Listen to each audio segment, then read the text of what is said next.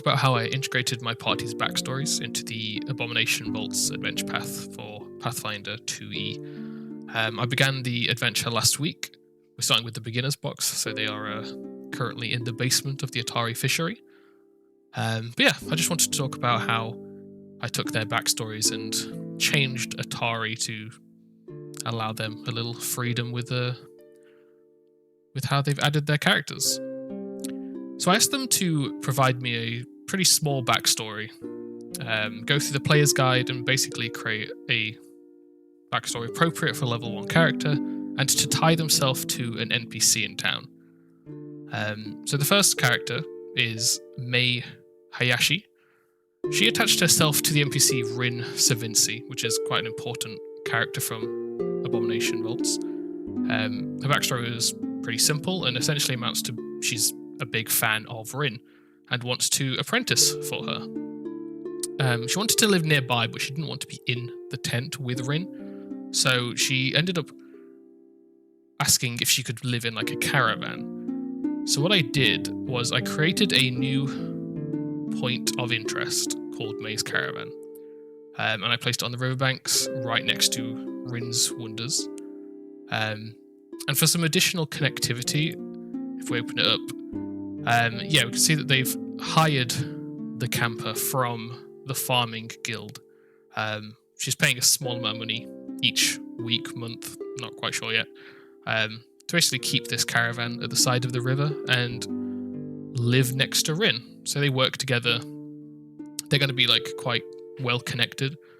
Because I'm going from the beginner's box straight into Abomination Vaults, I'm kind of hoping that I can use May as a cross section where they can go from being this team that helped the Otari fishery to then Rin will ask May, like, how did it go? Do you think you guys can handle this small excursion to the Gauntlet? And that's how we'll begin the Abomination Vaults. So May was pretty easy to add to the backstory. Just added a small new point of interest, made a connection with Rin's Wonders, and then we're good to go on that end. Sesto Strongpocket is the second character that we've worked on. So Sesto took the market runner background, so they wanted to be connected to the Otari market, which is down here. Alongside working part-time as protection for the market, they also wanted their family to run a stall in the market. I wasn't quite sure how to add that to the market here exactly. So what I ended up doing was creating a new small point of interest called the Strong Pocket Family Home. And here you can find all the information about the Strong Pocket family. So you can see that, they sell supplies that other businesses use essentially. And as well as adding a new NPC called Pino Strongpocket, who is a merchant. He's going to be beginner's friendly because of his close relation to one of the NPCs already. And I also added a new entry for location support. So if they earn the support of the Strong Pocket family, they can earn income during downtime by manning the stall, and they can get a discount on the items sold there. I'm not sure how relevant that would be because these guys provide supplies that other businesses would use. So we'll see if they end up needing that. I did this by literally just cloning one of the other journal entries and then editing it to make sure everything is appropriate for this new location. Next door to them, we have the Suresh family home. So this is Milo Suresh's backstory. This player wanted quite an antagonistic relationship with their father.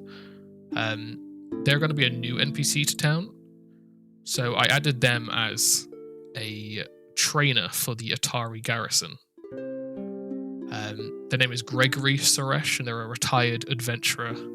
And the antagonistic relationship comes from the fact that Gregory wants their son Milo to be a standard fighter. They want them to be trained in melee weapons. They want them to be strong. But Milo is a thaumaturge and quite a bookish one at that. So they spend a lot of time in the library. They're not really interested in learning this martial fighting style, which has caused a bit of a rift between the two. I did add, because of that, if we go into Suresh Family Home, they can still gain location support, but it does start as unfriendly. If they do get support, Gregory Suresh will help them with retraining, but only if they're retraining into a martial feat. Because I figured that kind of lent into the backstory a bit. It worked out for the backstory that this player wants. And yeah, same thing as for the Strong Pocket family. I just cloned an existing journal entry and edited it with the relevant information. So next is Rock. Rock Howard. He's a newcomer to town. The player wanted to be a relatively recent arrival. In his backstory, he said he was a disgraced detective from a nearby city. So of course I made the city Absalom. And he's new enough in town that he doesn't have a house yet. So when deciding where he was going to live, we ended up looking at the two inns, the Rowdy Rockfish and the Crook's Nook, and I decided we're going to put him in the in the Rowdy Rockfish, because I thought it'd be a nice idea if they end up going into the Crook's Nook, they end up running into some of the people maybe he arrested in his past life as a detective, and that would give him some potential role-playing, and maybe lead to some side quests that I could create if the event occurs. So he was super easy to add. Just made a small entry into the Rowdy Rockfish saying that he's living there. And that's really all he needed because of how new he is to town. Lastly, we have Steve. Steve the Automaton. Steve wanted to connect himself to the bookstore, Odd Stories. So we decided that he was a gift from a old adventurer that the owners of the shop helped. So Steve's been living there for many years now, and to add Steve, I literally went in and edited Odd Stories with a little extra bit of information about Steve, how they got him, and what he does there. So again, he was a super easy one to add to the story, add to the town. And really, that's all I needed to do. So it was adding 3 new points of interest, one for May's Caravan, one for the Strong Pocket family home, and one for the Suresh family home, and then finding 2 new location supports. So the Suresh family offers retraining to martial focus feats. The Strong Pockets offer earn income through diplomacy if they work at the stall, or they can get a discount from the items that are sold there. And then yeah, the Rowdy Rockfish just mentions house, so we know that he lives there. And the Odd Stories bookshop mentions that Steve is living there with them. So pretty simple, definitely easier to do thanks to the Foundry virtual tabletop.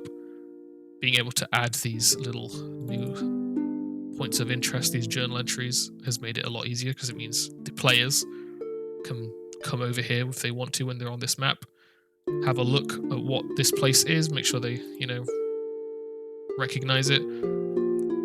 Or aside from Rock, all the characters already have vague ideas of who each other are. So I didn't feel like it was necessary to hide these things from the players, especially the ones that are relevant to them. But yeah, that's how I added them to the game and made them relevant to the town. These will obviously update as the adventure goes on. I'm sure there'll be some moments of role-playing or stories or side quests that mean that this town shifts, and we can get some new drama out of that. But it'll be easy enough to update these points of interest as we need to. So yeah, thanks for watching.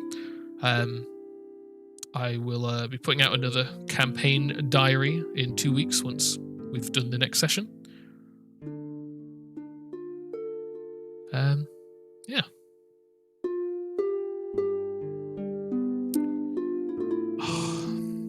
God damn it. I've just realised I'm live and not recording. Hello. This is really awkward.